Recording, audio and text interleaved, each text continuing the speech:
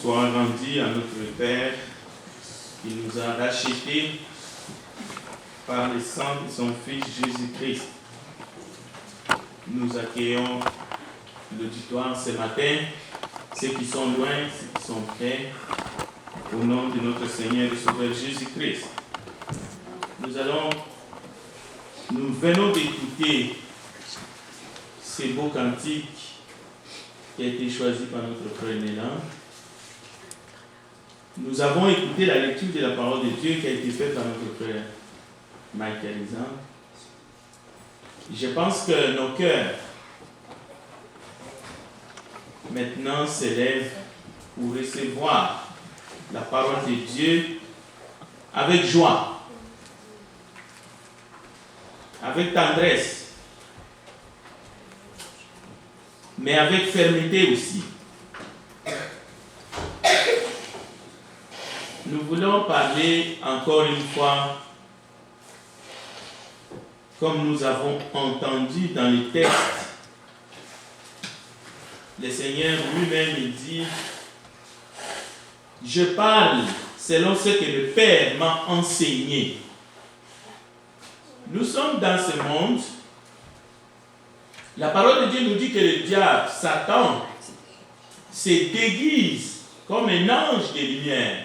Cela veut dire qu'il n'a jamais été.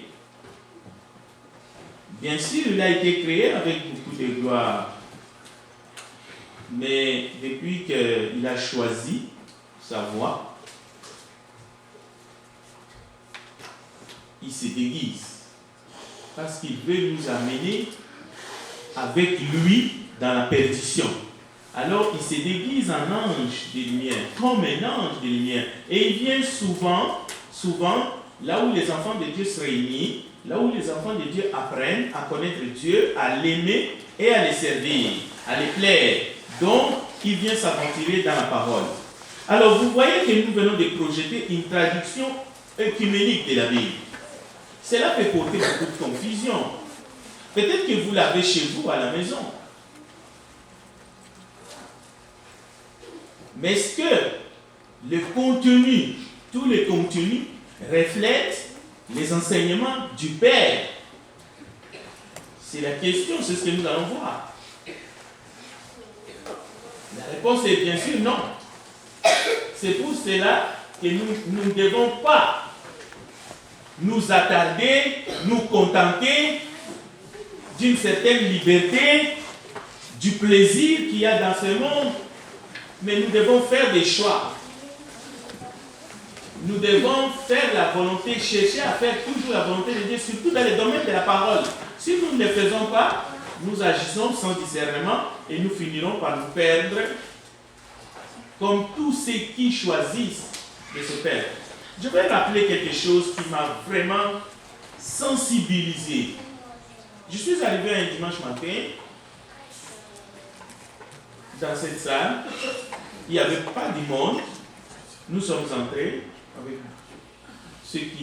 avec les lèvres tôt, ceux qui viennent tôt. Il y avait 2 sœurs et moi, nous sommes entrés, même 3 sœurs et moi. J'ai remarqué quelque chose vraiment de bizarre. C'est-à-dire, là où vous êtes assis, j'ai trouvé partout des brochures avec mention les adventistes du 7e jour. Mais c'est une brochure qui est bien faite, avec une doctrine qui est bien présentée dans le sens qui c'est de l'encre noire sur du papier blanc. La question que je me suis posée, qui a amené ça ici? Je n'ai pas trouvé de réponse. Je peux comprendre si je les trouve dans la boîte aux lettres. Mais voyez-vous, je suis sensibilisé quand je les trouve sur les sièges, là où vous êtes assis. Mais ce n'est pas la seule fois que j'ai vu quelque chose de bizarre, d'aussi bizarre. Parce que ce n'est pas des chemins de vérité. Vous voyez que les chemins de vérité traînent là. Des fois, on les met même dans la poubelle. Mais ça, c'était sur les sièges. Il y en avait au moins une dizaine.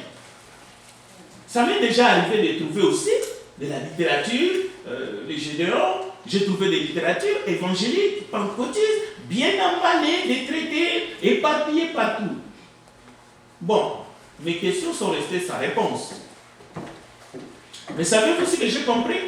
J'ai compris que ces gens cherchent à nous gagner pour le Seigneur. Au fait, ils veulent nous convertir à une certaine doctrine. Parce que pour eux, nous sommes des perdus. On devrait se réunir le samedi, le sabbat, pas les premiers jours de la semaine. Donc, j'ai compris qu'ils font au moins leur job. Et nous, est-ce que nous sommes dans la confusion? Au point de penser même qu'eux, ils sont sauvés comme nous. Mais eux, ils ne pensent pas comme ça. C'est pour cela qu'ils rentrent. Ils rentrent jusqu'ici. Peut-être qu'ils ont des agents parmi nous. Je ne pouvais pas ne pas penser ça. J'ai dit, qui sont ces adeptes? Qui sont ces agents qui vont ramasser cette pourriture pour venir les mettre sur les sièges? Oui, j'ai pensé à ça. Mais c'est des choses qui arrivent jusque chez vous. N'y a-t-il pas des gens qui viennent frapper sur votre porte parce qu'ils veulent vous sauver?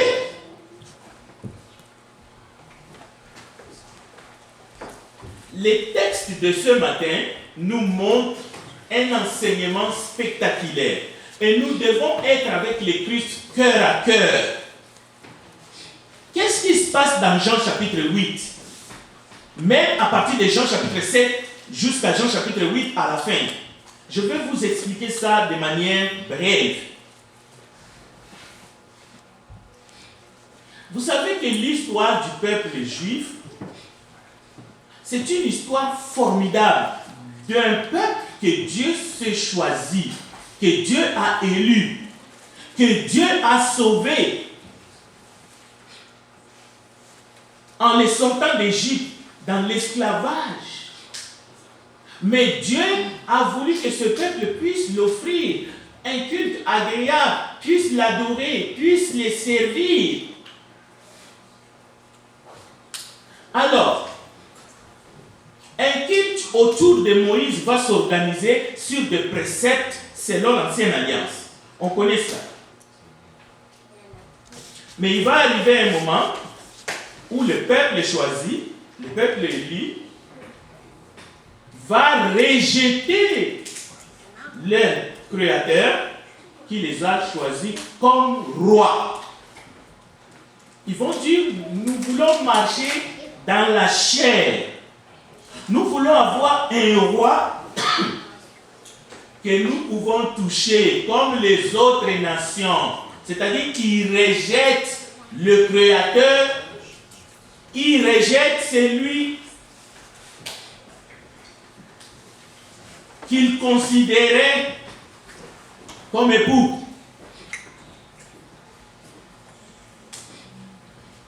Et la Bible nous dit, Samuel va se demander, mais c'est quoi cette décision?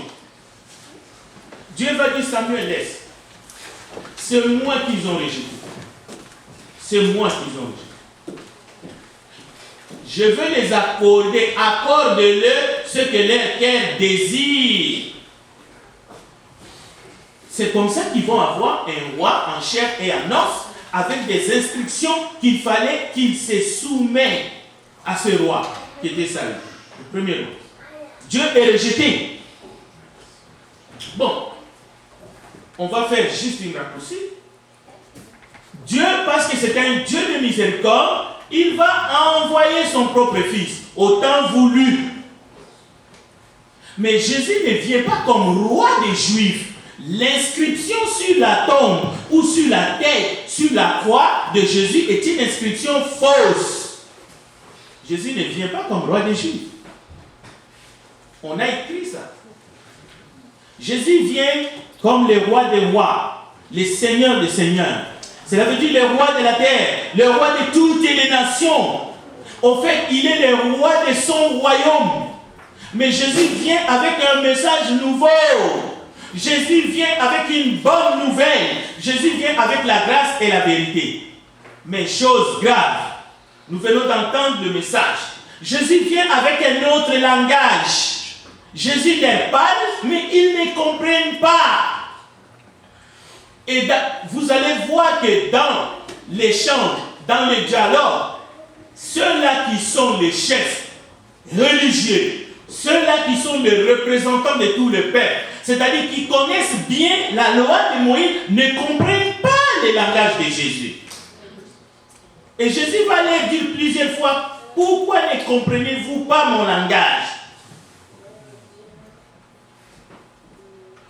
Un homme, Nicodème, il se présente la nuit, un petit échange, il ne comprend pas.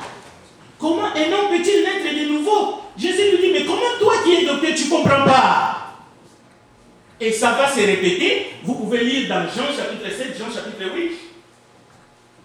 Ils ne comprennent pas que Jésus leur parle du Père. Au fait, Jésus amène une révélation. Et ils ont connu Dieu comme leur roi et ils l'ont rejeté. Mais Jésus vient comme roi, mais il leur révèle le Père. Alors aujourd'hui aussi, nous sommes dans ce monde. Si vous voulez qu'on parle le même langage avec tous les groupes religieux, vous êtes encore dans les ténèbres. Il y a un enseignement qui vient du Père, mais tout le monde parle de Dieu, tout le monde a sa doctrine, mais il y a une bonne nouvelle. Il y a un message nouveau. Il y a l'Église qui est l'épouse du Christ, qui n'a rien à voir avec les dénominations qui sont dans ce monde, parce que le judaïsme était une religion, mais qui était conçue, bâtie autour de Moïse et toute la loi. Mais comment ceux-là qui sont les tenants, ceux-là qui sont les chefs du judaïsme, la religion monothéiste, Jésus lui-même est né d'une femme juive sous la loi, mais lorsqu'il parlait, vous allez écouter, jamais homme n'a parlé comme cet homme. D'où lui vient cette sagesse? N'est-ce pas les fils de Joseph? N'est-ce pas les fils de Marie? N'est-ce pas nous connaissons ses frères et ses sœurs? Mais d'où lui vient cette sagesse? Cela veut dire les religieux étaient complètement perdus. La même chose aujourd'hui. Lorsque nous parlons un langage spirituel au sujet de la parole de Dieu que Dieu nous a confiée par son esprit, les gens sont perdus. Ils ne comprennent pas. Mais vous, comme Jésus disait à ses disciples, en privé, vous allez comprendre. Donc il y a un langage, il y a un enseignement qui n'est pas de ce monde, qui ne vient pas des hommes. Il y a une Bible, il y a un message qui n'est pas écuménique. Alors vous ne cherchez pas qu'on parle comme tout le monde. Ne cherchez pas qu'on enseigne comme le beau monde enseigne. Ça n'arrivera pas. Il faut qu'on laisse le Seigneur. Il faut qu'on se sépare de lui. Parce que lui, lorsqu'il parlait, ceux-là qui étaient dans les temples, ceux-là qui étaient censés guider le peuple, se disaient, mais d'où lui vient cette sagesse? Il vient de blasphémer. Comment toi qui n'as pas 50 ans, et tu dis que tu as vu Abraham, tu as vu Moïse. Donc ils étaient tout le temps dans un état second, ils étaient tout le temps étonnés, mais ça c'est quoi encore? Je ne comprends pas. Qu'est-ce que ceci veut dire? Qu'est-ce qu'il veut dire? Va-t-il se tuer lui-même? Jésus leur dit, détruisez ce temple et je le rebâtirai dans 3 jours. Ils disent, voilà, nous avons mis 46 ans pour relever ce temple et toi tu dis tu vas le détruire et le relever dans 3 jours. Ça arrive encore aujourd'hui. Pose-toi la question. Quand tu écoutes la parole de Dieu, esprit et vie, quelle est ta réaction?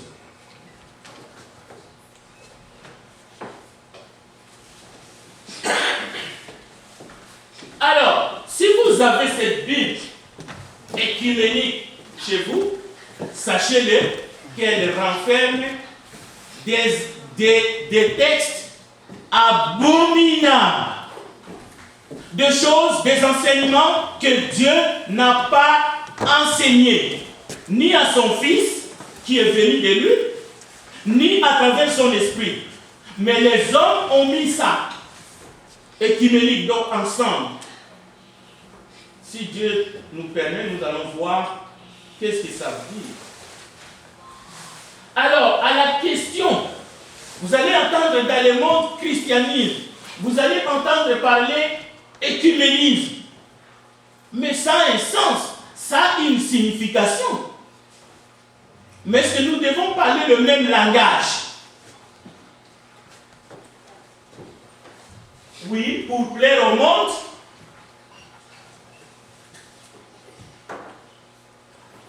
Peut-être. Dans le monde, quand vous attendez le christianisme, d'abord dans la Bible, ce n'est pas une religion. Selon la parole de Dieu. Mais les hommes, assoiffés du pouvoir, ils ont inventé de toutes pièces ces termes-là pour dire quelque chose dans le but de tromper. Donc, le christianisme, selon le monde, selon les hommes de ce monde, c'est une religion, mais une grande religion. Maintenant, qui regroupe plusieurs institutions religieuses. Mais le but, c'est de diriger un grand monde. C'est de diriger toutes les croyances. Au fait, les mater, les gouverner et jouer dans les consciences. Parce que l'humain s'attache à sa croyance, il faut aller là pour chosifier l'humain, se servir de lui, les rendre 1000 fois esclaves. C'est pour cela dans le christianisme, il y a plusieurs religions, plusieurs chefs religieux, mais en même temps, il y a plusieurs doctrines. Mais c'est l'imagination humaine, c'est le produit de l'imaginaire. Une volonté de se regrouper, comme on dit, l'union fait la force, dans le but d'atteindre des visées politiques, assouvir les appétits du pouvoir, mais surtout faire du fric. C'est ça, c'est pour faire de l'argent. C'est un esprit de domination de peuple qu'il y a là-dedans. Je dis bien dans le christianisme, selon le monde. L'amour de l'argent, bien entendu, oui. Alors aujourd'hui, il ne faut pas utiliser un langage terre à terre pour parler de choses célestes. Parce que tu vas te contredire. Par exemple, le christianisme est la seule institution dominante. Mais aussi, elle a été fondée, mais par des hommes du pouvoir, ou des hommes qui étaient assoiffés du pouvoir, pas par des hommes qui aimaient Dieu. Donc, elle ne domine pas seulement sur le plan religieux, elle domine aussi sur le plan étatique.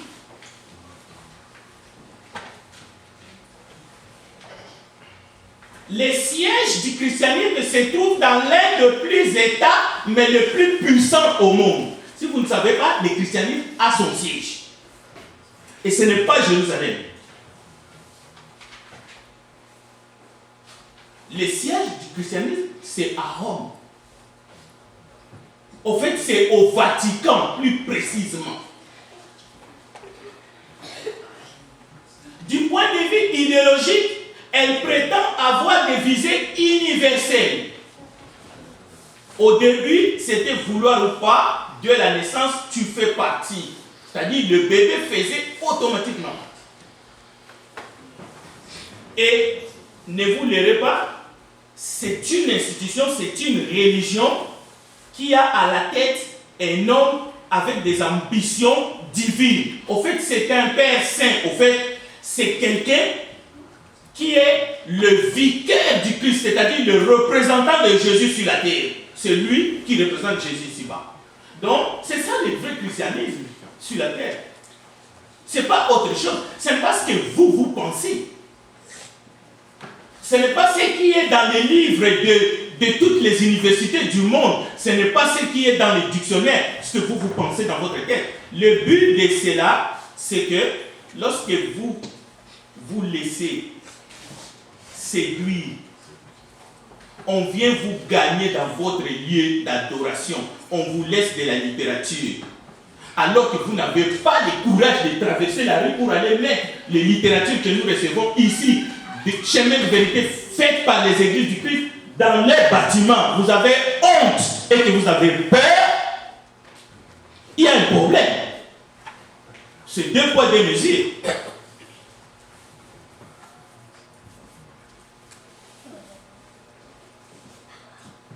Quelqu'un qui s'autoproclame vicaire de Christ, représentant de Christ, Saint-Père. Un frère dit, il ne faut pas citer des noms. Oui, c'est parce qu'il est peureux. Lorsqu'on prêche l'évangile, pourquoi est-ce qu'on doit avoir peur? Peur de qui et peur de quoi? Donc, écoutez, un chef des armées, parce qu'il en a une, mais une des plus puissantes au monde, avec des gardes du corps suisse, bien entraînés, aguerris au combat.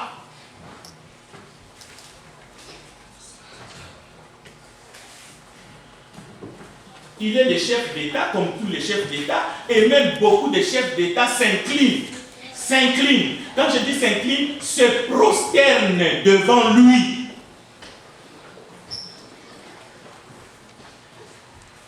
C'est dans ce sens-là qu'on peut utiliser les termes de christianisme, en toute honnêteté. Parce que l'autre sens, l'autre connotation que vous voulez donner à ces termes de christianisme, les gens du monde ne les connaissent pas.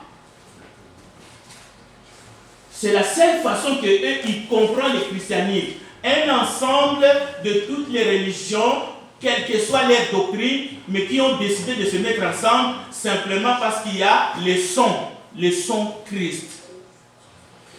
Ouais, ça sonne bien, Christ, donc nous sommes tous dedans. Oui, mais tu es tous dedans, tu es un mouton, tu es dirigé, mais sans le savoir. Oui, c'est difficile. Mais ce n'est pas impossible d'expliquer tout cela. Déjà, il y a une Bible, je viens de vous montrer. Et il y en a plusieurs. Il y a des Nouveaux Testaments qui circulent, que vous avez même peut-être chez vous. Vous voulez qu'on vous dise quoi pour que vous ouvrez les yeux et que vous ne vous laissez plus berner par des termes vides qui n'ont ni sens, ni tête, ni quai. Mais vous êtes là, nous sommes tous pareils. Il faut les accepter. Dieu sait comment est-ce qu'il fera. Le problème n'est pas là. Bon, il y a 7 ans, en 2015, le nombre total de chrétiens au sein du christianisme était 2,4 milliards. C'est ça qui fait du christianisme la religion comptant le plus des adeptes au monde. Posez-vous maintenant la question. Est-ce que dans les 2,4 milliards, Paul est dedans? Je ne pense pas. Non. Je vous dis tout de suite non. Pierre n'est pas dedans. Parce qu'ils ne comprennent pas que Dieu n'est pas le Dieu de mort. Si nous continuons à dire Dieu d'Abraham, d'Isaac, ainsi de suite, même Paul, Pierre, Dieu n'est pas le Dieu de mort. Pour Dieu, c'est ces hommes-là qui se reposent, qui ont servi Jean-Baptiste, ils sont avec le Seigneur et tous les chrétiens qui meurent en Jésus. Mais eux, c'est des chairs à canon. Même des bébés sont comptabilisés. Alors voilà 2,7 milliards. Mais au moins, il n'y a pas que les christianismes. Il y a plusieurs autres dénominations qui se sont regroupées, évidemment, et aussi. Mais nous parlons surtout du christianisme. Alors c'est pour cela que j'insiste, s'il faut compter les disciples du Seigneur, même si l'Église a été établie le jour de la Pentecôte, mais souvenez-vous dans Jean 1, Le lendemain, lorsque Jean voit Jésus venir, il dit, voici l'agneau de Dieu qui ôte les péchés du monde. La Bible nous dit, 2 des disciples de Jean, ils ont laissé Jean, ils ont suivi Jésus. Et la Bible dit, depuis qu'ils ont suivi Jésus, ils n'ont jamais quitté Jésus.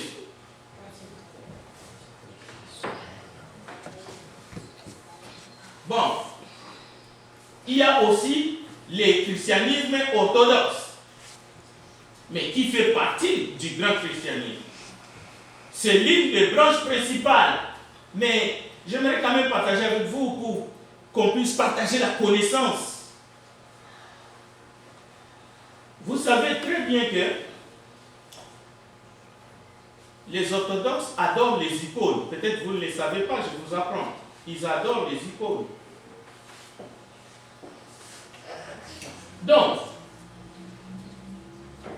ils ont une structure qui n'a rien à voir avec la manière que Jésus a bâti son église.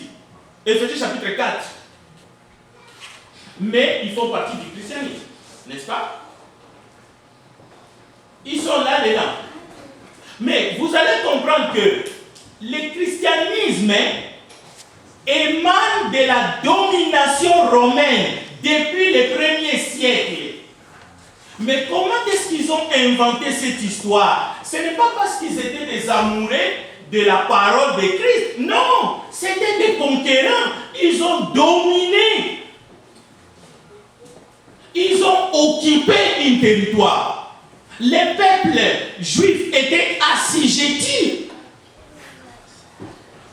Maintenant, les autorités romaines, ils vont jouer, ils vont faire ce qu'on appelle la politique. Les autorités de l'époque. Alors aujourd'hui, tu te réveilles, tu parles du christianisme, ça te met en porte-faux. Comment est-ce que tu vas faire comme les autres qui veulent nous gagner? Comment est-ce que toi tu vas le faire? Parce que dans ta conscience, on est tous bons. Parce que dans le nouvel ordre mondial, dans la seule religion d'amour, où le christianisme, l'islam et les autres se mettent d'accord, l'évangélisation est bannie. Tu ne peux pas convertir un membre d'une autre institution. C'est banni. Ça va devenir une loi. Tu ne peux plus faire de prosélytes. C'est-à-dire, si quelqu'un est dans cette institution, laisse-lui là-bas. C'est ça que l'écuménisme décide. Mais voilà, malgré qu'ils savent, ils viennent quand même en essayant de nous dire, vous êtes dans l'erreur. Vous devez vous joindre à nous. Vous êtes dans le faux. Parce que vous adorez les premiers jours de la semaine, mais avec bien d'autres choses qu'ils nous enseignent. En douce, je me demande comment ils sont entrés ici. Si vous êtes conscient que d'une manière ou d'une autre, ces choses rentrent ici, où vous trouvez du paparazzi là-bas, vous ne lisez pas, vous venez, vous les mettez ici. Il ne faut plus le faire. Parce que nous sommes incapables de le faire ailleurs. Il ne faut pas le faire. Il y a des sentinelles ici. Ou bien faites-le, mais cache-toi bien. Mais la parole va te trouver dans ton siège. La parole va te poursuivre jusque dans ton lit.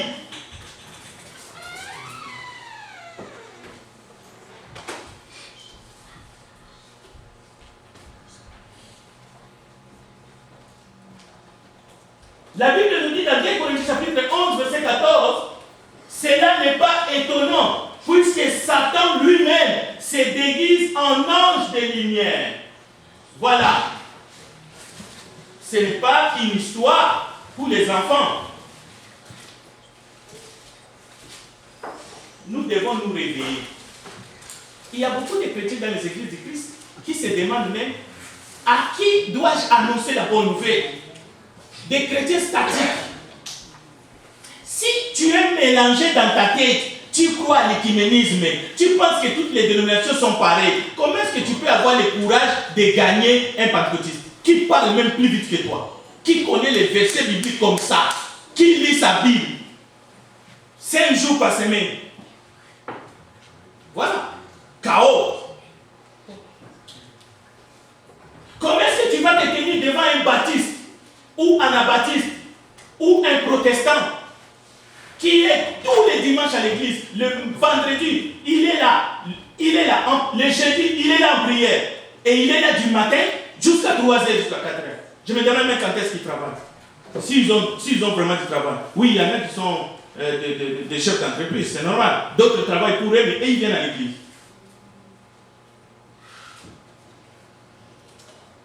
On ne va pas passer du temps. J'ai envoyé ces tableaux. Alors, c'est en l'an 431, bien que cette information est fausse, mais cette information est disponible. En l'an 431, c'est la naissance du christianisme. Mais voyez-vous, même les calendriers grégoriens nous disent, à l'an 1, même si cette date n'est pas exacte, mais Jésus a vécu au moins jusqu'à l'an 33. Aux environs de l'an 33, c'est sa mort. 50 jours après la venue du Saint-Esprit, Pentecôte, l'Église est née. 431, c'est le début du christianisme. Cela veut dire que tout d'un coup, 400 ans est passé comme ça dans les noirs, et puis boum, à 431, c'est la naissance du christianisme. Et Jésus est crucifié à l'an 33, aux environs, parce que c'est à 33 ans. Son ministère a mis 3 ans. Il a commencé le ministère à 30 ans. Donc 400 ans perdus comme ça dans la nature, ça ne vous fait rien? Chers bien-aimés, nous devons prêcher la parole que Dieu nous a enseignée dans nos cœurs. Nous devons nous accrocher à la bonne doctrine de notre Seigneur Jésus.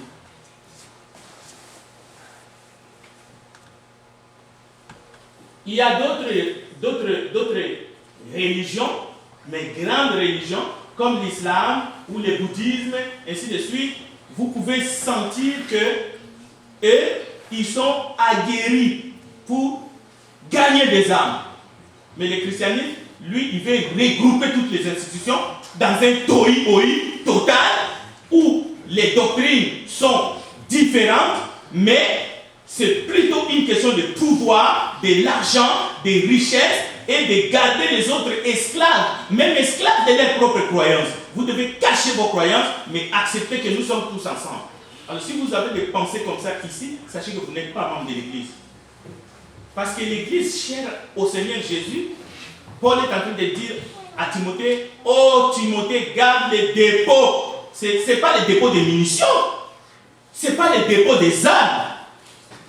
C'est la sainte doctrine, c'est la parole. Chers frères, donc, dans le christianisme, vous allez trouver toutes sortes d'affaires, mais la grande partie, c'est l'Église catholique qui mène là-bas. C'est lui qui a posé les bases avec ces hommes d'État antiques comme des empereurs, à partir déjà de César, mais celui qui a pris l'ampleur, c'est plutôt Constantin et les autres.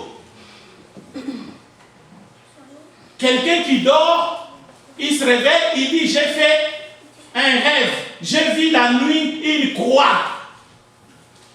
Et on m'a dit, pour conserver mon pouvoir, je dois valoriser cette croix, le mettre partout. Voilà comment est-ce que son affaire, son christianisme est né. Et aujourd'hui, des chrétiens nés de nouveau, ils se laissent tromper. Il se laisse tromper. Mais alors que lui-même, avec son invention, il a été combattu. Il y a eu de la résistance au sein même de l'Église catholique. Comment est-ce que l'Église orthodoxe est née? Posez-vous la question. Comment est-ce que l'Église protestante est née? Qui était Luther? Mais aujourd'hui, des chrétiens, membres du corps du Christ, ils font les yeux doux au christianisme, ils veulent faire. Non, nous n'avons pas une religion à prêcher. Nous prêchons la parole comme Jésus a dit. Je parle de l'enseignement que j'ai reçu de mon Père. C'est-à-dire, nous avons un livre et nous le lisons. Mais ce n'est pas la parole seulement écrite. Cette parole, Jésus a dit que je vous ai dit, est esprit et vie. C'est-à-dire, tu dois avoir la vie en toi pour comprendre les Écritures. Voilà ce que ça veut dire l'Église que Jésus-Christ a bâtie, qui n'a rien à voir avec une religion politico-religieuse qui s'appelle le christianisme. C'est la politique. Et la politique pure. Et la mauvaise. Et qui a fait des dégâts énormes dans l'univers. Et ce qui est pire, c'est lorsque, au lieu de comprendre que c'est le christianisme de Constantin qui a fait des dégâts, on dit que c'est les chrétiens, c'est l'Église qui a fait du mal aux autochtones, disons aux pays africains qui sont allés coloniser les gens, on nous a amené la Bible. Qui vous a dit ça? Pourquoi est-ce que vous associez l'Église de Jésus-Christ avec des usurpateurs? C'est ça la confusion, c'est ça la bêtise humaine. Et si vous êtes réellement sauvé, vous devez être capable de faire cette différence. Vous ne pouvez pas entrer dans l'histoire avec vos bottes, mais sans tête. Vous mélangez tout. Est-ce que vous pouvez imaginer vraiment Paul, Pierre, aller faire des prisonniers, des captifs? Cela veut dire que vous êtes en train de croire que le premier pape était Pierre. Vous mettez l'église de Jésus sur le banc des accusés, l'église que Jésus a bâtie. Alors, lorsque vous dites que l'écuménisme c'est quelque chose de bien, que nous devons nous mettre avec toutes les autres dénominations, quelle que soit leur doctrine, vous êtes en train de dire que l'église a persécuté les gens, l'église a tué les gens, l'église a versé du sang, l'église a violé les enfants, ainsi de suite. Je ne suis pas en train de dire que les disciples de Jésus-Christ ne pêchent pas. Mais une organisation politico-mafieuse qui s'enrichit à l'extrême. Est-ce que ça découle de l'église que Jésus-Christ a bâtie? Non. Non. Non. Non. Alors, nous devons aussi prendre maintenant nos Bibles pour aller gagner des âmes. Parce que pour aller gagner des âmes, tu dois d'abord être libre, parce que tu es libéré par l'Esprit de Dieu, et il ne doit pas avoir la confusion dans votre tête. Cela ne veut pas dire qu'il faut respecter la foi des gens. Même dans tous les sectes les plus dangereux, il y a toujours des gens qui ont une foi honnête, il y a toujours des gens sincères, il y a toujours des gens qui cherchent la vérité, mais il faut les rencontrer là où ils sont et les amener à Christ. Pas les amener dans une organisation manu militari faite avec des structures humaines où il y a un homme qui règne, un homme qui s'enrichit, un homme qui traite les autres comme de basse classe. Non.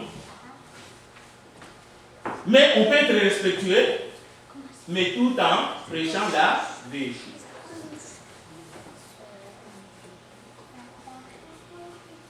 Dans l'école du Christ, cher peuple de Dieu, cette hiérarchie de dogmes,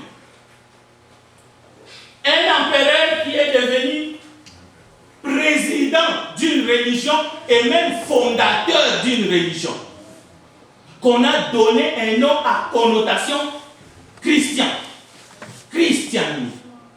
pour tromper les saints et les frères. Nous devons nous réveiller et continuer à prêcher l'évangile. Parce que la situation va devenir de plus en plus difficile.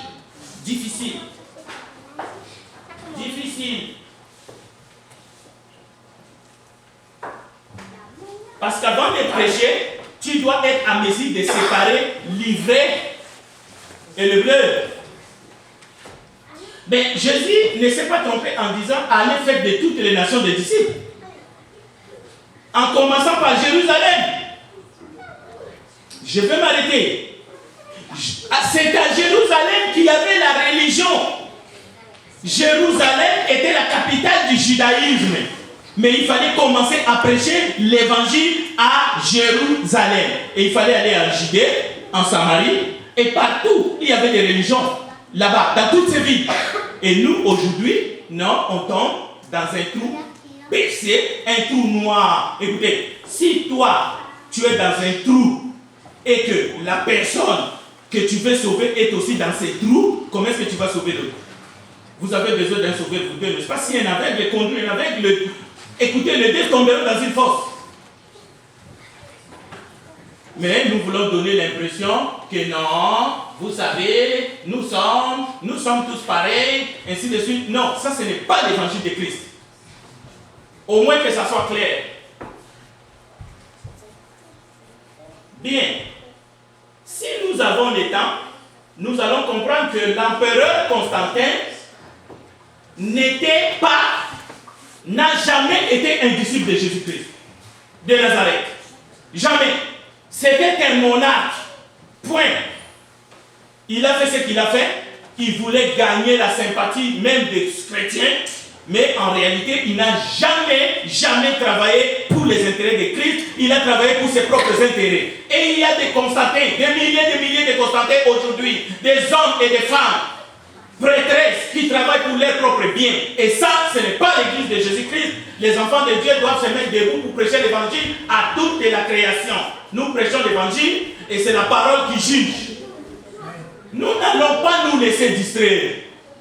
Nous avons pris tous ces livres, je les ai mis dans la poubelle. Il nous arrive de lire les livres et même les textes que les autres ont écrits, mais dans un seul but, trouver l'erreur et les condamner. Oui, nous regardons les sermons des autres, mais nous les regardons. Ah, ici, il a tapé juste. Mais là, il s'est égaré. Je dois ouvrir les yeux des enfants des yeux parce que ça, c'est du poison. Il est en train de les distiller dans les réseaux sociaux. J'arrive, je dis voici ce que la parole dit. Ce n'est pas parce que je vais aller gober des trucs, vous amener des trucs que quelqu'un d'autre a écrit. Non! Un prédicateur, c'est quelqu'un qui est bien informé et qui doit savoir où est-ce que le monde s'en va pour dénoncer les œuvres du diable, les erreurs.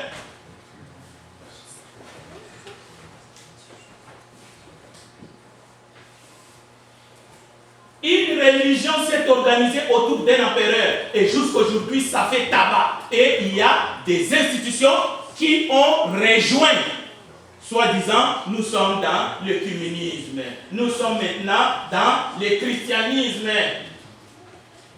Mais ça s'est passé partout, ce n'est pas seulement en Arabe, mais en Angleterre. N'y avait-il pas une monarque qui a sorti sa propre Bible? Mais il y avait la Bible de la reine. C'est comme ça que l'église anglicane est née. C'est l'église de la reine. Le souverain de l'église anglicane, aujourd'hui, on ne va plus dire la reine, c'est le roi. Bah, où est-ce que vous trouvez dans la Bible ces choses-là? Posez-vous la question. Alors, même si, des fois, une source, Jésus a dit, est-ce qu'une source peut produire de l'eau pure et de l'eau amère? Écoutez, même une montre, telle que nous l'avons là, il est midi. Si cette montre cesse de fonctionner, cette montre-là va donner 2 fois l'heure exacte. À midi, maintenant, une montre qui est cassée va donner l'heure exacte. Et à minuit, une montre cassée va donner l'heure exacte. Pourquoi vous vous étonnez des fois?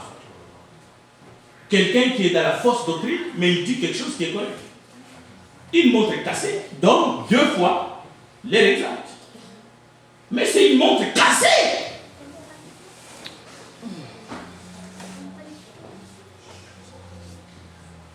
Que Dieu nous aide. Que Dieu nous aide de sortir de toute cette confusion qui va croissante dans le monde afin que nous puissions délivrer le message du salut.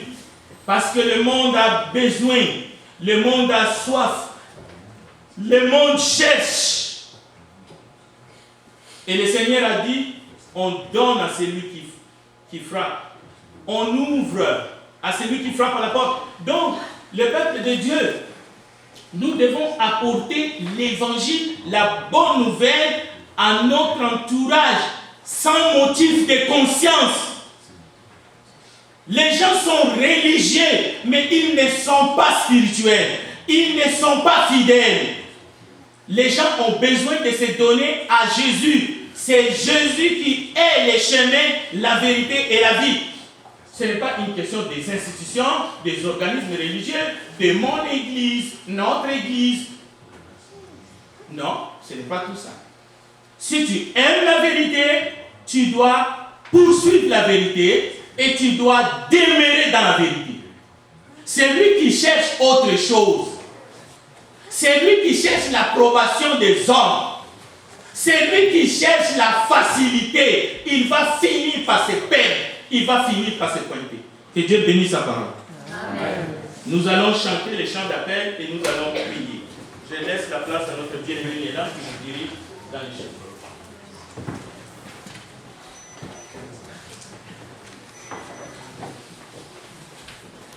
Ce matin encore, la parole de Dieu a été prêchée et l'Église doit dire Amen. La parole de Dieu est prêchée, l'Église doit dire Amen. Nous allons chanter le chant d'appel et ce sera le numéro 100.